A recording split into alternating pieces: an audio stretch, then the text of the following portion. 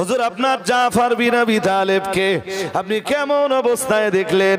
মুহাম্মাদুর রাসূলুল্লাহ সাল্লাল্লাহু আলাইহি ওয়াসাল্লাম আল্লাহ পাকের নবী বললেন, ও আমার সাহাবীরা মনে রাখো, আমার জাফরকে দেখলাম আল্লাহ পাক আমার জাফর তাইয়ারকে দুইটা ডানা দিয়েছেন। আর একটু মন খুলে বলেন, কি দিয়েছেন? ডানা। ডানা, পাখির ডানা দেখেন দি, হাত কেটে গেছিল না? আরে হ্যাঁ না, কিছু বলে কেটে গেছিল না? আল্লাহ দুটো ডানা দিয়েছেন। সাহাবীরা যেন বললেন, হুজুর তারপর? রাসূল বললেন, আমি দেখলাম ইয়াতিরু ফিল জান্নাহ বিজানাহাইহি, ওই দুটো ডানা মেলে মেলে আমার জাফর তাইয়ার আল্লাহ জান্নাতের ভিতরে উড়ে বেড়াচ্ছেন। জাফর কোথায়? সবার কথা বলতে হবে, বলুন জাফর কোথায়? রাসূল কি দেখছেন? নবীর স্বপ্ন সত্য না মিথ্যা? ওইগুলো তো আগে আমি গুছিয়ে বলে নিয়েছি আপনাদের। নবীর স্বপ্ন সত্য, তাহলে জাফর কোথায়? কথা বলেন। জাফর জান্নাতে। বেশ, দেহ কোথায়?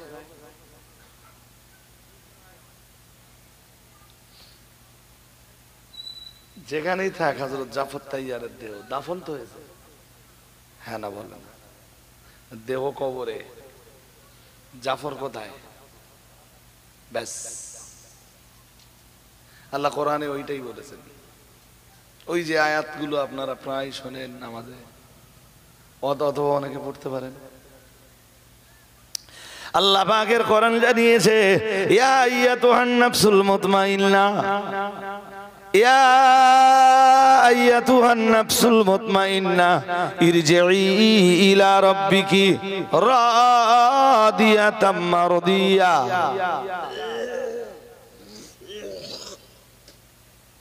ইয়া আইয়াতুহান নাফস,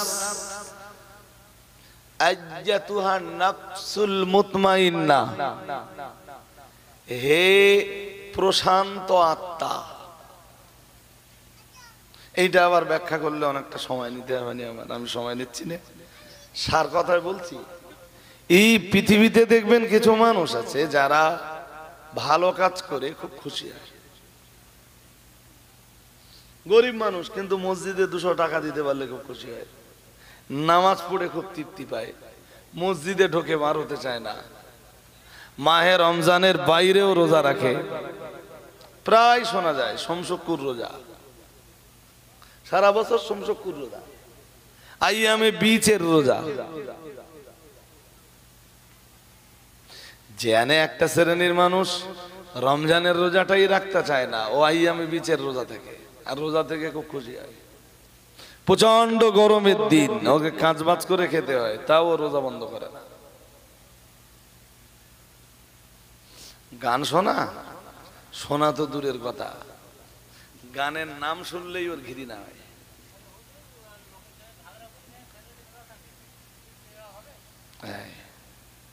মাঝখান দিয়ে যদি আপনারা প্রশ্ন করেন, লাস্ট আমি নাম্বার আগে 5 মিনিট আপনাদের টাইম দেবো, যার যা প্রশ্ন আছে করে ফেলবেন, বাট এখন আমার কথা শুনতে হবে, বুঝেননি? এখন আমার কথা শোনেন, আর নইলে একটা কাজ করবেন, আপনারা আমারে দাওয়াত করে অনলি প্রশ্ন উত্তর পর্ব করবেন 1 ঘন্টা, অন্য কোনো আলোচনা আমি করব না। আমি এসে বসবো, যার মনে যা প্রশ্ন জাগবে সে সেই প্রশ্ন করবে। আমি হয়তো সব প্রশ্নের উত্তর দিতে পারবো না, কিন্তু 90% তো পারবো, বা 80% তো পারবো, চেষ্টা করবো। আর যা 2-1টা বাকি থাকবে না, মুফতি সাহেবের লাস্টে জিজ্ঞেস করে নেবেন, মিটে গেল। আমি 5 মিনিট টাইম দেবো, আর আপনি যেটা বলেছেন ওর উত্তরটা ইনশাল্লাহ দিয়ে তাই নামবো। এখন আমার কথা শুনে গেল তো, গান বাজনা জীবনে শোনা তো দূরের কথা, ধরুন কোথাও যাচ্ছে, তা মাইকে গানের আওয়াজ হচ্ছে, তা খুব বিরক্তি লাগতেছে, দূর এই আওয়াজ কানে সহ্য করা যায়? পৃথিবীতে এইরকম মানুষ আছে বলো? যে গান বাজনার আওয়াজ এলে খুব, একটা শ্রেণীর মানুষ যখন কানে হেডফোন দিয়ে গান বাজনা শোনে, একদম হেডফোন গুঁজে দিয়ে গান শুনতেছে, জোয়ান যুবকরা আছে এই দলে। আর একটা শ্রেণীর মানুষের বিরক্তি হয়, আর সেই বিরক্তি থেকে বাঁচার জন্য কানের ভিতরে আঙ্গুলি পুরে দেয়। দূর, এই সাউন্ড সহ্য করা যায়। আবার কোরআনের আওয়াজ যখন হয় খুব ভক্তি করে শুনে। ইন্নামাল মুমিনুনা আল্লাযীনা ইযা যুকিরাল্লাহু ওয়াজিলাত কুলুবুহুম ওয়া ইযা তুলিয়াত আলাইহিম আয়াতুহু যাদাতুহুম ঈমানা ওয়া আলা রাব্বিহিম ইয়াতাওয়াক্কালুন। আল্লাহ পাক রব্বুল আলামিন জানিয়েছেন, আল্লাহ পাক রব্বুল আলামিন ঘোষণা দিয়েছেন, পৃথিবীতে ঈমানদার তো তারাই, আল্লাযীনা ইযা যুকিরাল্লাহু ওয়াজিলাত কুলুবুহুম ওয়া ইযা তুলিয়াত আলাইহিম وَإِذَا تُلِيَتْ عَلَيْهِمْ آيَاتُهُ زَادَتْهُمْ ঈমানা। আল্লাহ পাক রব্বুল আলামিন জানিয়েছেন, ঈমানওয়ালাদের কাছে যখন আল্লাহর কোরআন তেলাওয়াত করে শোনানো হয়, যাদাতুহুম ঈমানা, তখন ঈমানওয়ালা মানুষদের ঈমানের তেজ, ঈমানের আলো, ঈমানের পাওয়ার আরো বেড়ে যায়। আরেকটু মন খুলে বলেন, ঈমানওয়ালাদের কাছে কোরআন তেলাওয়াত করে শোনালে কি হয়? ঈমান বাড়ে না। আহলুস সুন্নাহ ওয়াল জামাতের মতে ঈমান কখনো বাড়া কমা হয় না। যেটা বাড়ে সেটা ঈমানের আলো, যেটা বাড়ে সেটা ঈমানের তেজ। বুঝতে পারেননি? যেটা বাড়ে সেটা ঈমানের ক্ষমতা, ঈমানের ক্ষমতা। মূল ঈমান কখনো ঘাটা বাড়া হয় না। এটাই হলো আহলুস সুন্নাহ ওয়াল জামাতের মতামত। কিন্তু আয়াতে বলো আছে যাদাতুহুম ঈমানা, তাদের ঈমান বেড়ে যায়। ঈমান বেড়ে যায় এ কথার অর্থ হলো ঈমানের নূর বেড়ে যায়, ঈমানের আলো আরো বলুন বলুন বেড়ে যায়। সুবহানাল্লাহ বলুন। কখন বেড়ে যায় বলুন? যখন ঈমানওয়ালারা কি শোনে? কোরআনের তেলাওয়াত শোনে, কোরআনের তেলাওয়াত শোনে। আর রাসূলুল্লাহ কোনো একদিন মদিনার কোনো এক রাস্তা দিয়ে যাচ্ছেন, যেতে যেতে হঠাৎ গান বাজনার আওয়াজ নবীর কানে পেয়েছে। হযরত আব্দুল্লাহ ইবনে ওমর রাসূলের সঙ্গে আছেন। তিনি দেখলেন রাসূলুল্লাহ কানের ভিতরে এই দুটো আঙ্গুলি পুরে দিলেন, দিয়ে রাসূল রাস্তাটা চেঞ্জ করে নিলেন। নবী আমার মাঝে মাঝে আব্দুল্লাহ ইবনে ওমরকে জিজ্ঞেস করেছিলেন, হে আব্দুল্লাহ ইবনে ওমর, সেই গান আর বাজনার আওয়াজ এখনই কি কানে শুনতে পাওয়া যায়? হযরত আব্দুল্লাহ ইবনে ওমর যতবার বলেছেন, আয়া রাসূলুল্লাহ, গান বাজনার আওয়াজ এখনো শুনতে পাওয়া যায়, নবী তখনও তার আঙ্গুলি দুটি কানের ভিতরে ঢুকিয়ে দিয়ে রেখেছেন, আঙ্গুলি দুটি কানের ভিতর থেকে বার করেন না। হযরত আব্দুল্লাহ ইবনে ওমর শেষবার যখন রাসূলুল্লাহকে বললেন, ইয়া রাসূলুল্লাহ, সেই গান আর বাজনার আওয়াজ আমার কানে আমি আর শুনতে পাই না, দয়াল নবী মুহাম্মদুর রাসূলুল্লাহ সাল্লাল্লাহু আলাইহি ওয়াসাল্লাম তখন তিনি এই শাহাদাত আঙ্গুলি দুটি, নিজের শাহাদাত আঙ্গুলি দুটি কানের ভিতর থেকে বার করে নিলেন। বলুন সুবহানাল্লাহ। যে উম্মতের নবীর আদর্শ গানের আওয়াজ থেকে বাঁচবার জন্য কানে আঙ্গুলি পুরে দেওয়া, ভরে দেওয়া, সেই উম্মত গান শুনতে পারে?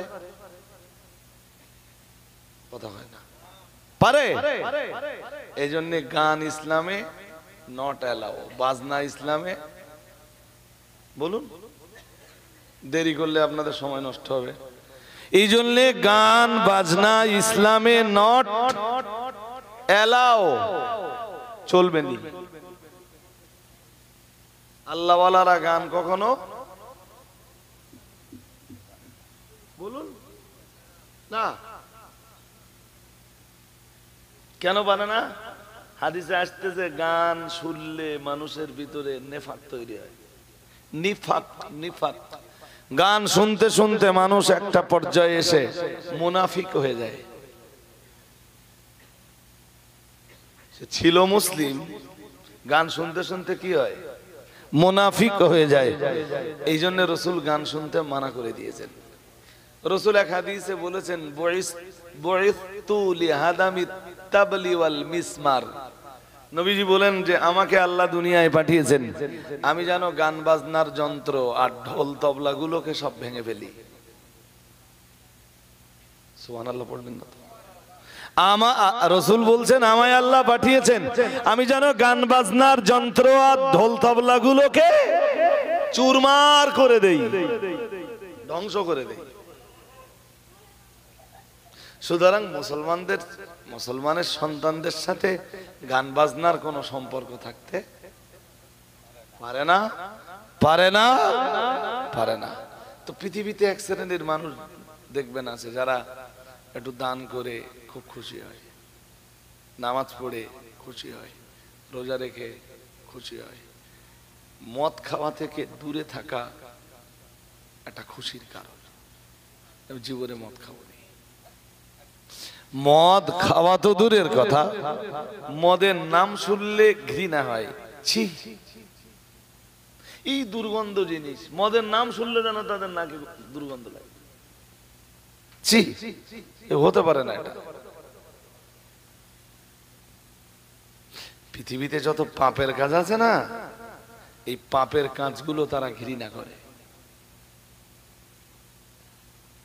নেকির কাজগুলো আঞ্জাম দিয়ে তারা খুশি হয়, আর পাপের যত কাজ আছে সবগুলোকে বন্ধ করে বিরত থেকে তারা শান্তি পায়। এই পৃথিবীতে এরাই হলো আর নাফসুল মুতমাইন্না। সুবহানাল্লাহ। এরাই হলো প্রশান্ত আত্মা বা নাফসুল মুতমাইন্নার অধিকারী।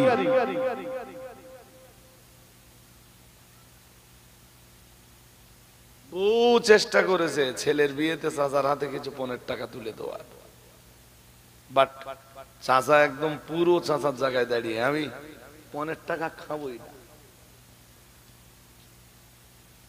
ছেলে আমার, বিয়ে দেব আমি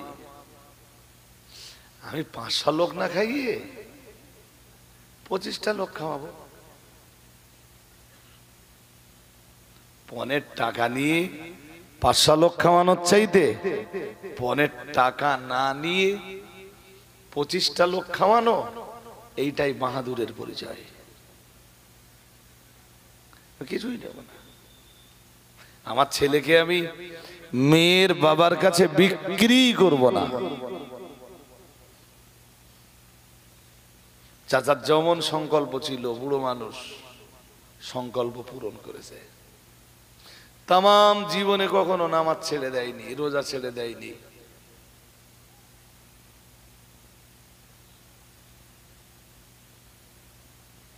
আল্লাহর ইবাদত, বন্দেগী, উপাসনা, আরাধনার ভিতর দিয়ে তামাম জীবনটা কেটেছে। আর পাপের ছোঁয়া খুব সহজে গায়ে লাগতে দেয়নি। কখনো ইচ্ছার বিরুদ্ধে কিছু পাপ হয়ে গেলে সঙ্গে সঙ্গে তওবা, ইস্তেগফার, আল্লাহর কাছে ক্ষমা প্রার্থনা, কান্না কাটা, চোখের পানি ফেলা, এগুলোর একটাও ঘাটতি করেননি। পৃথিবীতে এই মানুষগুলোই হলো আর নাফসুল মুতমাইন্নার অধিকারী। সুবহানাল্লাহ। আর একটু মন খুলে, আপনি যেটা বলছিলেন না যে রোজাও আছে আর ভাগরাও করতেছে, এইটা বলতেছিলেন তো, ওরা নাফসুল মুতমাইন্নার অধিকারী না, ওরা আর নাফসুল লাওয়ামার অধিকারী। একবার ইধার একবার উধার। বুঝতে পারেন? ওরা কি, আমার দিকে মন দেন, ওরা নাফসুল লাওয়ামার অধিকারী। নাফস 3 প্রকার। নাফস, নাফস জোর করে বলে না, তিন প্রকার। প্রথম প্রকার নাফস, আর নাফসুল মুতমাইন্না, যাদের শুধু ভালো কাজ আছে। কি আছে? দ্বিতীয় প্রকারের নাফস আর নাফসুল আম্মারা, যাদের শুধু খারাপ কাজ আছে। কি কাজ আছে? এই পৃথিবীতে দেখবেন এমন কিছু মানুষ আছে যাদের ভালো কাজ নেই। আর এক প্রকারের নাফস আছে আর নাফসুল লাওয়ামা। আর নাফসুল, একবার কাইম সাহেবের রস শোনে আর একবার গায়ক গায়িকাদের রস শোনে, এই গান শোনে। দ্যাটস মিন একই মোবাইল, খানিকক্ষণ রস শুনে নিলে খানিকক্ষণ আবার এরকম জিনিস আছে না নেই? হ্যাঁ, জলসায় তাবারুক দিলেও খায়, মন্দিরে পুজো হওয়ার পরে প্রসাদ দেয় সেটা দিলেও খেয়ে নেয়। উপার্জনটা হালাল ভাবেও করে, আবার যখন সুযোগ হয় হারাম ভাবেও বলুন করে। এরা কি? আর নাফসুল লাওয়ামা, একবার ইধার একবার উধার। তো আমি তো নাফসুল লাওয়ামার কথা বলিনি একবারও। আমি তো আজকে আলোচনা করছিলাম কি, আর নাফসুল মুতমাইন্না, প্রশান্ত আত্মা। যে আত্মা শান্ত হয় নেকির কাজ করে, যে আত্মা ঠান্ডা হয় কি কাজ করে?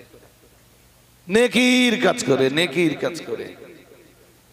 সবাই ঘুমিয়ে এই প্রচন্ড ঠান্ডায় রাত 12টার সময় চাচা উঠে পড়লে কেউ জানে না, উঠে মেসওয়াক করলো, টয়লেটের কাজ সারলো, উজু করলো, সন্দেহের কারণে উজু করে এসে লুঙ্গিটা আবার পাল্টে দিলে, বলে না না এই লুঙ্গিতে নামাজ পড়বো না। হ্যাঁ, একটা ফ্রেশ লুঙ্গি নিলে, যেই লুঙ্গি পরে টয়লেটে যায়নি।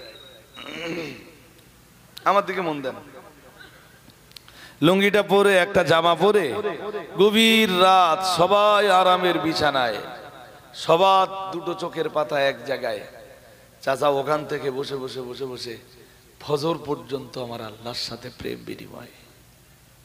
ফজরের আজান হলো, মসজিদে গেল, জামাত পড়লো, জামাতে সালাত আদায় করলো, করে আবার জিকির ফিকির তাসবিহ তাহলিল তাকবীর তাজকির ইত্যাদির ভিতর দিয়ে একদম সূর্য ওঠা পর্যন্ত কাটিয়ে দিলে। সূর্য ওঠার পরে এবার বাড়িতে এসে হালকা একটু খাবার খেয়ে, হ্যাঁ, চা পানি খেয়ে ঘন্টাখানি কি 1-1.5 ঘন্টা 2 ঘন্টা একটু ঘুমিয়ে নিলে। এরা নাফসুল মুতমাইন্না, নাফসুল। এদের ফলাফল কি জানেন? অবাক হবেন শুনলে। কোরআন বলছে, ওই যেখানকার আয়াত পড়ছিলাম, সূরাতুল ফজর 30 পারা সূরাতুল ফজরের একদম শেষের কটা আয়াত। কি সুন্দর করে আল্লাহ নাফসুল মুতমাইন্নার অধিকারী যারা তাদের বিবরণ দিয়েছে। আল্লাহ বলেন,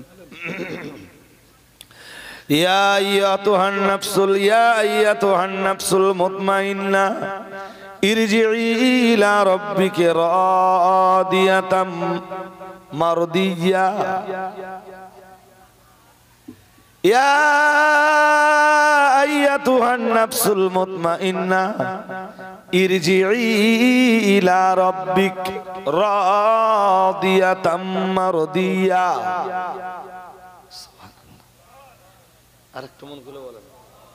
ঠিক এদের না যখন মৌতের সময় হয়, মৃত্যুর সময় যখন এদের হয়, আল্লাহ ওদের ডাক দেয়, ডাইরেক্ট মেসেজ পাঠায়। এদের জন্য মেসেজ আল্লাহর কি বলুন? কেউ বুঝতে পারে না, বলো এটা। শুধু যিনি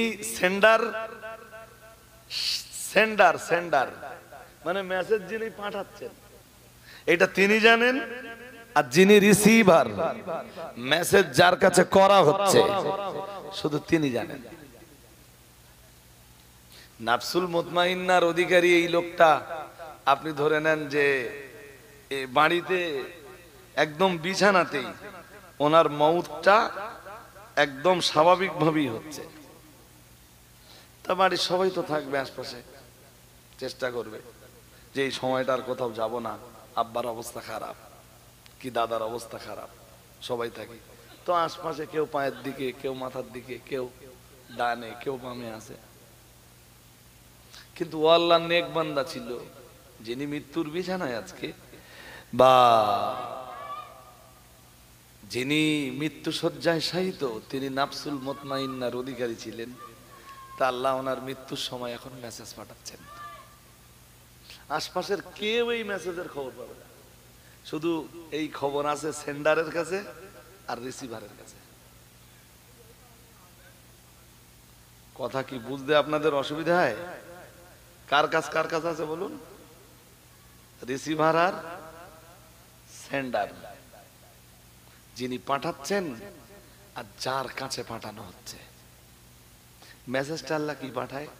আল্লাহ বলেন ইরজিই, ফিরে আয়। কার কাছে? ইলা রব্বিক, তোর রবের কাছে ফিরে আয়। রাদিয়াতান মারদিয়া, একসাথে পড়লে রাদিয়াতাম মারদিয়া, সন্তুষ্ট চিত্তে, খুশি হয়ে, আনন্দ চিত্তে তোর রবের কাছে ফিরে আয়। কে ডাক দিচ্ছেন? কে কে ডাক দিচ্ছেন? আল্লাহ। কাকে ডাক দিচ্ছেন? ওই প্রশান্ত আত্মার অধিকারী মানুষটাকে, রে ফিরে আয়।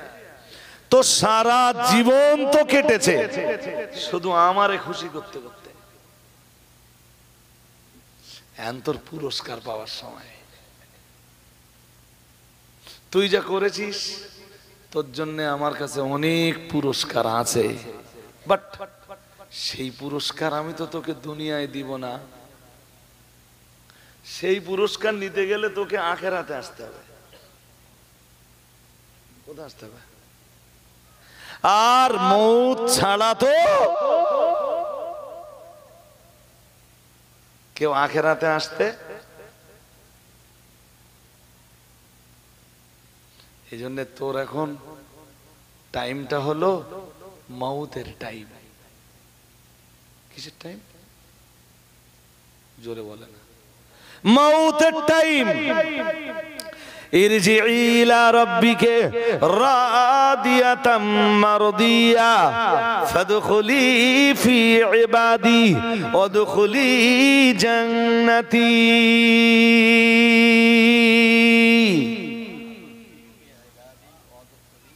সুবহানাল্লাহ বলেন না, আর একটু মন করে বলেন না। আল্লাহু আকবার, আল্লাহু আকবার, লা ইলাহা ইল্লাল্লাহ, আল্লাহু আকবার, আল্লাহু আকবার, ওয়ালিল্লাহিল হামদ। আল্লাহ বলেন তো সময় শেষ। এমনি দেখবেন মরতে কেউ চায় না। গ্রামের যে মানুষটা ভালো, সবচেয়ে ভালো, গাছা গ্রামের একদম আল্লাহর ইবাদত বান্দিগি উপাসনা আরাধনা করার দিক দিয়ে বেস্ট বেটার পারসন,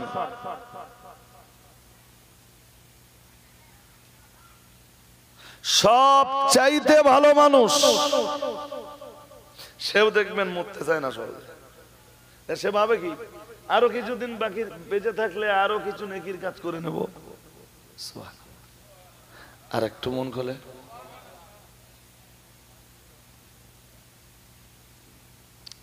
হাজিরিনে মজলিস শুনে রাখুন, নফসুল মুতমাইন্নার অধিকারী যারা, আল্লাহ পাক রব্বুল আলামিন তাদের মরণের সময় তাদের কাছে মেসেজ পাঠিয়ে দেয়, ইয়া আইয়াতুহান নফসুল মুতমাইন্না, হে প্রশান্ত আত্মা, হে নফসে মুতমাইন্নার অধিকারী, ইরজিই ইলা রাব্বিকে রাদিয়াতাম মারদিয়া। তো সারা জীবন কেটে গেল আমায় ইবাদত বান্দেগি করতে করতে, আমায় রেজামন্দির পথে অতিবাহিত করতে করতে তোর তামাম জীবন অতিবাহিত হলো আমার খুশনদি হাসিল করতে করতে, আমায় খুশি করতে করতে, আমায় রাজি করতে করতে। এখন তো তোর মৌতের সময় হয়ে গেছে। তুই তো তামাম জীবনে যা করেছিস আমি রব্বুল আলামিন আল্লাহ তোর উপরে তো সন্তুষ্ট হয়ে গেছি, তোর উপরে তো রাজি হয়ে গেছি। হে আমার নেক বান্দা, হে পবিত্র আত্মা, হে প্রশান্ত আত্মার অধিকারী, আমি আল্লাহ পাক রব্বুল আলামিন তোর জন্য তো পুরস্কার, মহা পুরস্কারের ব্যবস্থা করে রেখেছি। না না না না না, ওই পুরস্কার পাবার জায়গা তো দুনিয়ায় নয়, ওই পুরস্কার পাবার জায়গা তো আখিরাতে। তুই যতক্ষণ আখিরাতে পারি না দিবি, যতক্ষণ তুই আবার আমার কাছে ফিরে না আসবি, হে প্রশান্ত আত্মার অধিকারী বান্দা, না না না না না, ওই পুরস্কার তো তোর নসিবে জুটবে না। এখন তোর পুরস্কার নেওয়ার সময় হয়ে গেছে। তাই আমি আল্লাহ পাক রব্বুল আলামিন বলছি, ইরজিই ইলা রাব্বিকে রাদিয়াতাম মারদিয়া। না না না না না, তুই তোর পরিবারের চিন্তা করবি না, সন্তান সন্ততির চিন্তা করবি না, দুনিয়ায় তোর বাবা মায়ের চিন্তা করবি না, দুনিয়ায় তোর স্ত্রীর চিন্তা করবি না, সময় সম্পদ বিষয় আশায় আর তোর উপার্জিত তোর রেখে আসা ওই হালাল টাকা পয়সার ও জিনিসের চিন্তা তুই করবি না। তোর ছেড়ে আসা সব কিছুর জিম্মাদারি আমি আল্লাহ যেমন আমার কুদরতি কবজায়। তোর যে মুহূর্তেই মউত হয়ে যাবে, আমার ফেরেশতা আজরাইল তোর দেহ থেকে রুহের যখন মানে রুহটাকে যখন ডিমাইট করে দেবে, এরপরে তোকে তো কবর জগতে চলে আসা লাগবে। না না না না না, কবর জগৎ নিয়েও তুই চিন্তা করবি না। আমি আল্লাহ পাক রব্বুল আলামিন তোর জন্য তো পুরস্কার, মহা পুরস্কারের ব্যবস্থা রেখে দিয়েছি। তুই চোখ দুটো বন্ধ করলেই তো আমি আল্লাহ আমার পক্ষ থেকে সেই মহা পুরস্কারটা তোর নসিবে মঞ্জুর হয়ে যাবে।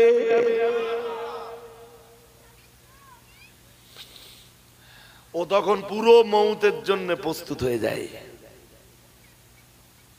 শুধু ওর মরণটা কিরকম হবে জানেন?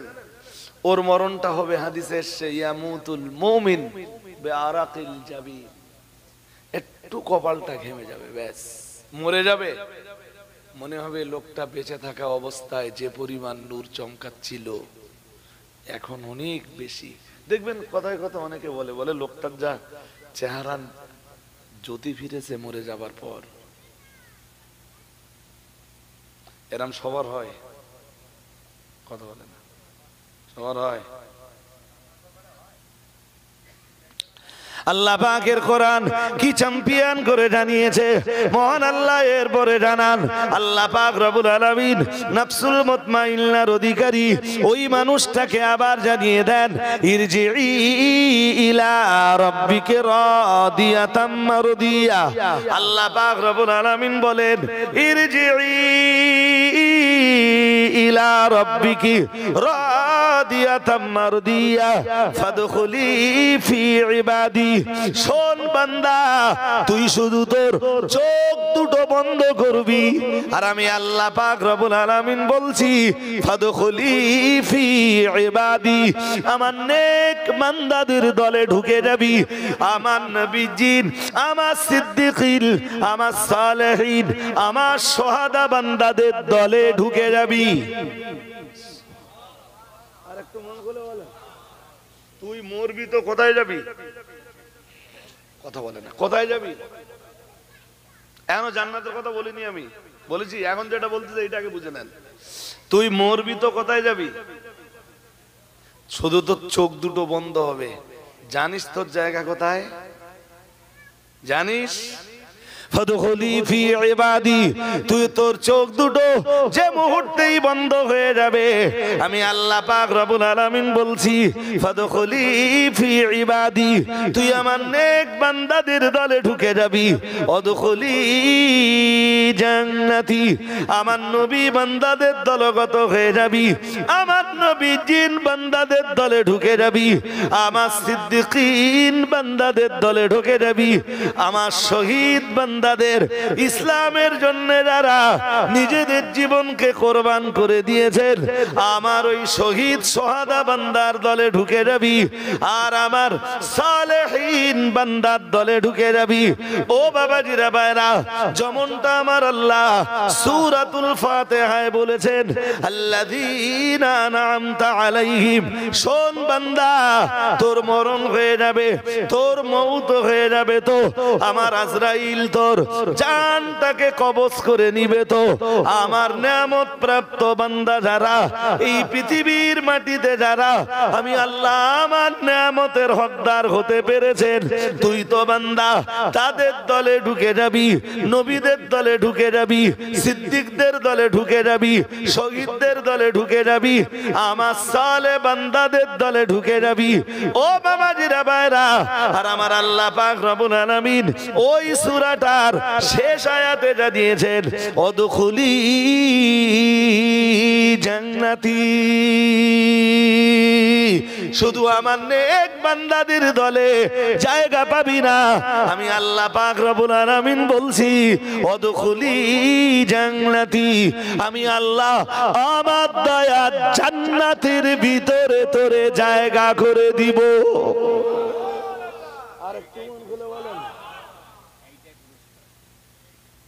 আমার কথা বুঝতেছেন নাকি? জাফর তাইয়ার কোথায়? নবী কি দেখতেছেন? কই এখনো বিচার হয়নি, তো এখন তো কিয়ামতই হলো না, বিচার হয়েছে? জান্নাত আর জাহান্নাম কবে? বিচারের আগে না পরে?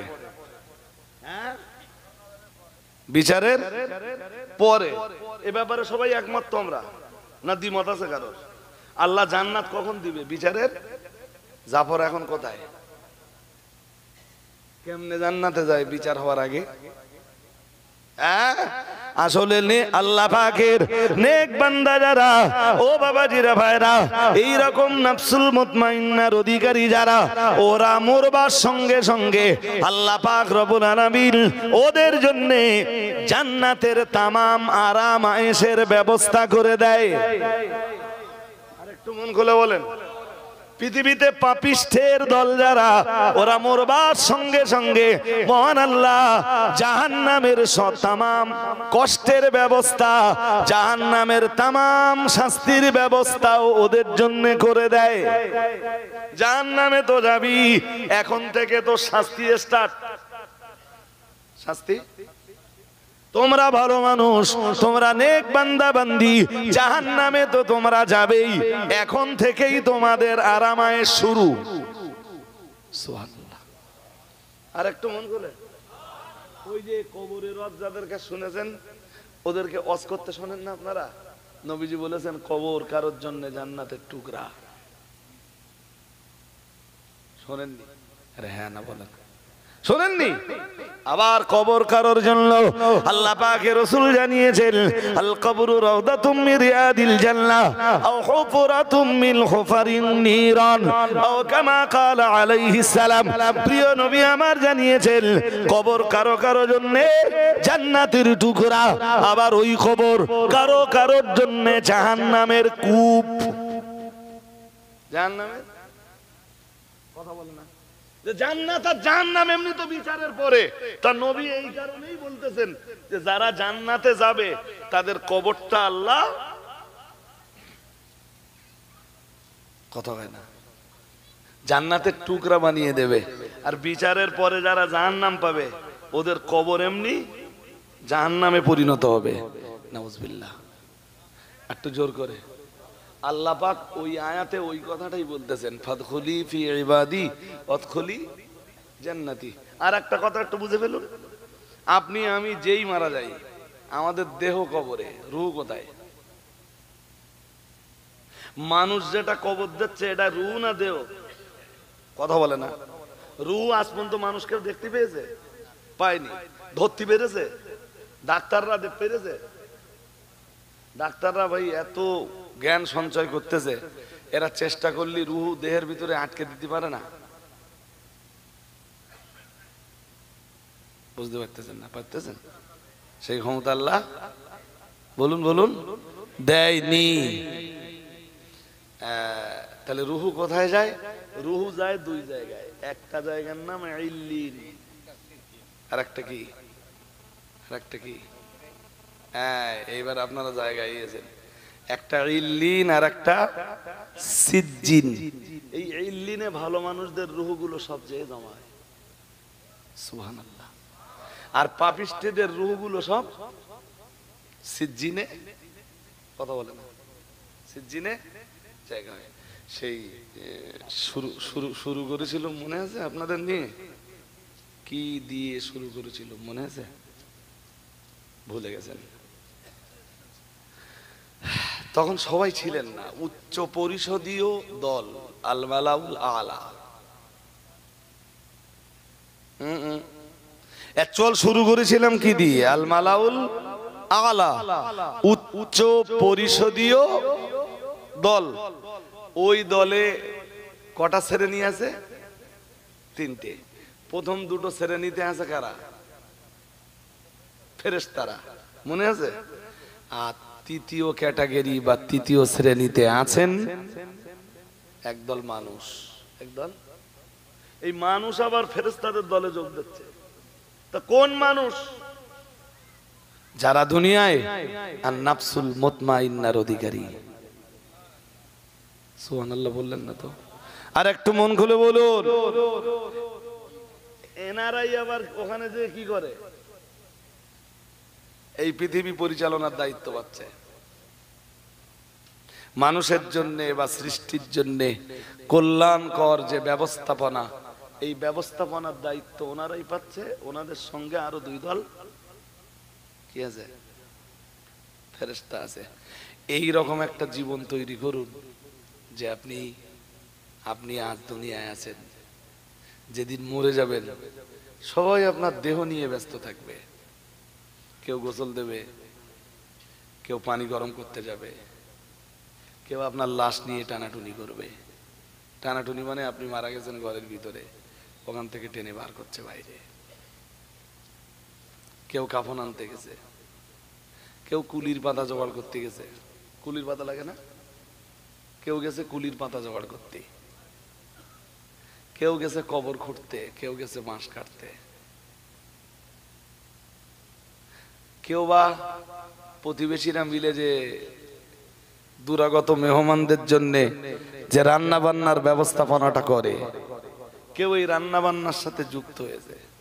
কোনোদিন খেয়াল টিয়াল করে দেখেছেন আপনি যে আপনি মরে গেছেন, আপনি এলাকার মানুষের জন্য, আত্মীয় স্বজনের জন্য এত কিছু করলেন, আপনি মরে যাবার দিনে ওরা সব লাইন দিয়ে খাবার খাচ্ছে আপনার কারণে না?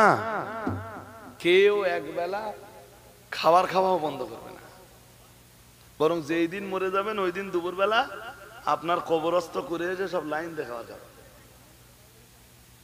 সে আপনার ছেলে মেয়ের হয়তো দেবে না, আপনার প্রতিবেশীরা দেবে।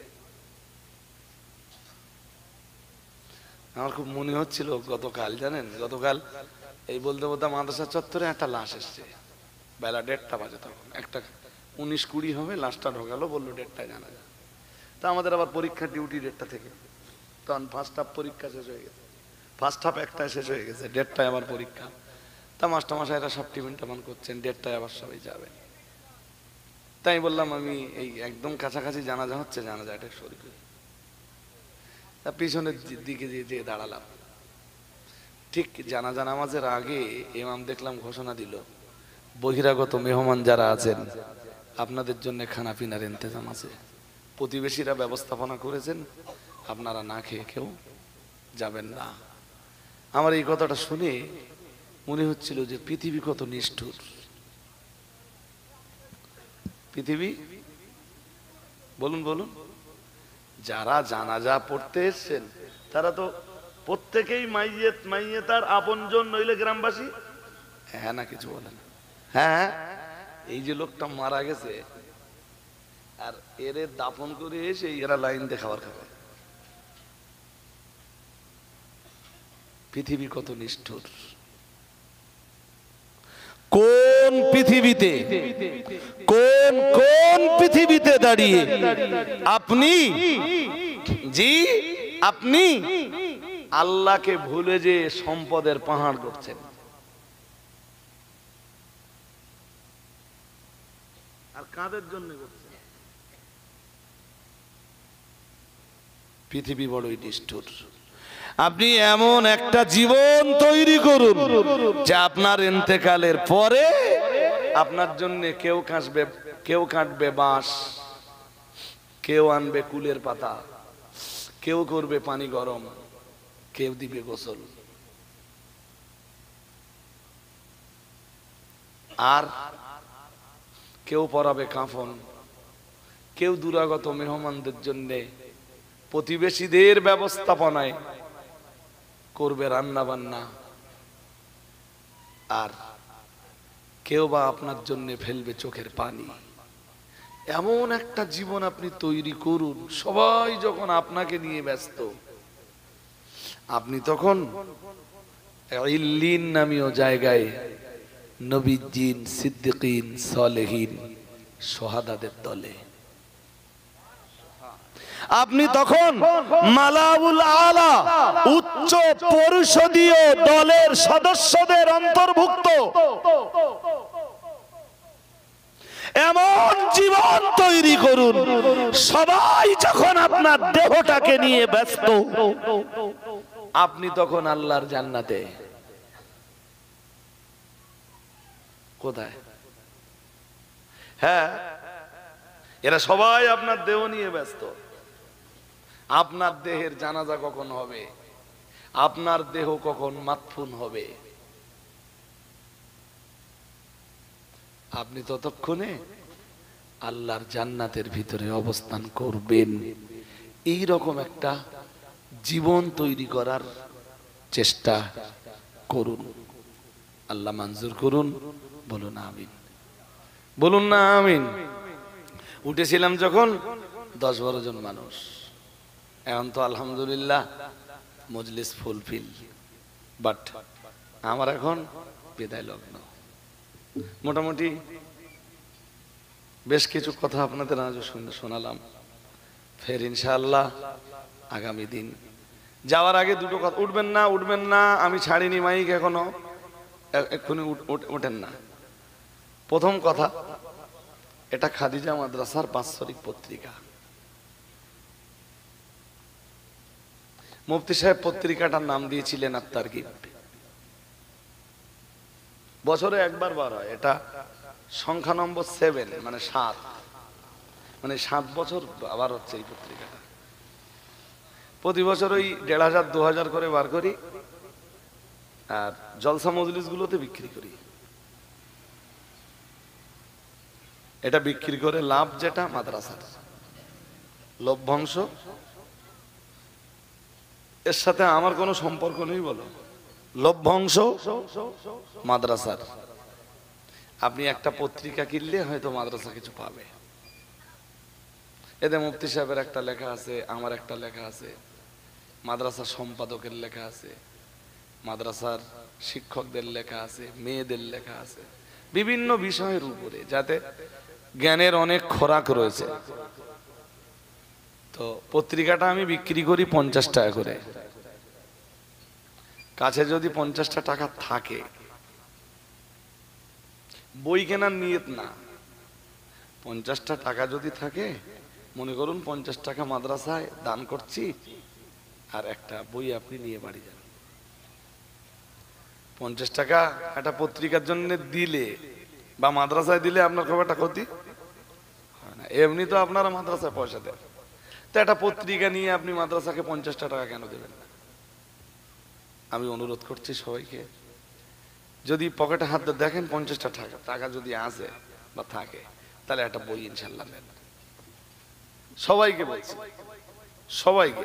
অনেক জায়গায় কি করে জানেন, এমন লোক আছে 100 টাকা দিয়ে একটা পত্রিকা নিলে বললে ভাই আর দিতে হবে না, ওটা বাকিটা মাদ্রাসার। একটা করে পত্রিকা নেন, হয়তো একটা পত্রিকা নিলে আপনার কাছ থেকে 20 টাকা মাদ্রাসা পাবে হয়তো। জি, আর আমি আজকের মতো বিদায় নিচ্ছি। হ্যাঁ, লাস্ট আর একটা কথা বলতে বাকি, যে সেটা হলো খাদিজা মাদ্রাসার দাতা সদস্য যারা হননি এখনো, খাদিজা মাদ্রাসার একটা ডোনার